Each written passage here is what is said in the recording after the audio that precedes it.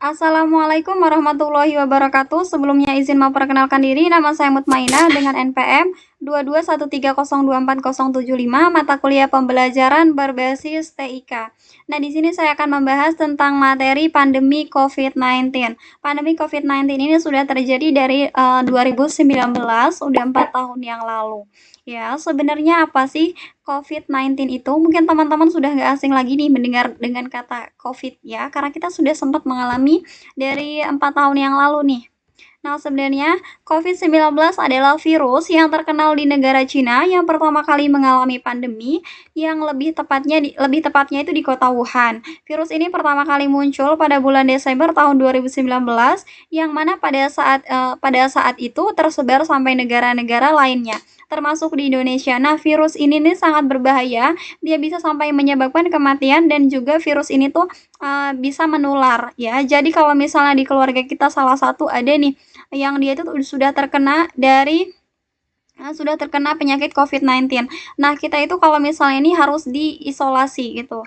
Ya, harus dipisahkan. Jangan dekat-dekat gitu. Atau kita tuh harus menggunakan dengan jaket, alat-alat yang memang itu untuk melindungi kita dari keluarga yang sudah terpapar COVID-19 ini.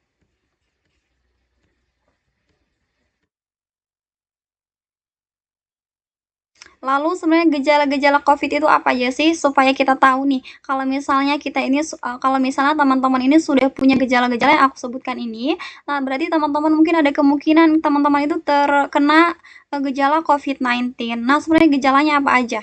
Gejalanya itu yakni flu, batuk, demam tinggi, sesak nafas, serta mengalami sakit di tenggorokan. Nah, jika kita tuh menghirup percikan pernapasan dari orang yang terjangkit COVID-19, kita bisa juga tertular gitu. Kalau misalnya teman-teman letih, lesu terus, sakit tenggorokan, gangguan sesak pernapasan itu bisa jadi penyebab dari COVID-19. Nah, sebenarnya bagaimana sih virus COVID-19 itu dapat melakukan penyebarannya itu dengan apa aja? Kok bisa gitu kita bisa tersebar atau kita bisa terjangkit penyakit COVID-19? Yang pertama itu ada dari udara, kontak langsung, kontaminasi benda lain, dan juga dari hewan. Jadi kalau misalnya kita nih berbicara sesama jenis juga kita berbicara dengan lawan kita, kalau misalnya lawan kita itu sudah terjangkit dengan penyakit COVID-19, kita sudah kita sudah terkena virusnya, kita sudah terkena penyakitnya. Ya, jadi kalau COVID-19 ini melakukan dengan dia tuh menular penyakitnya.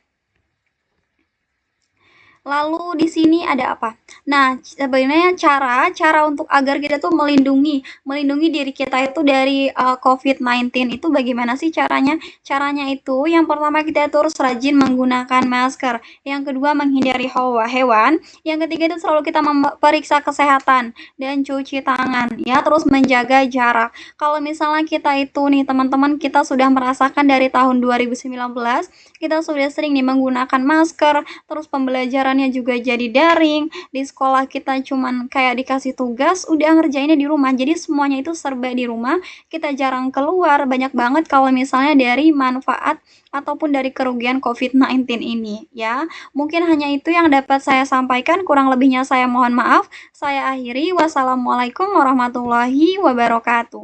Terima kasih.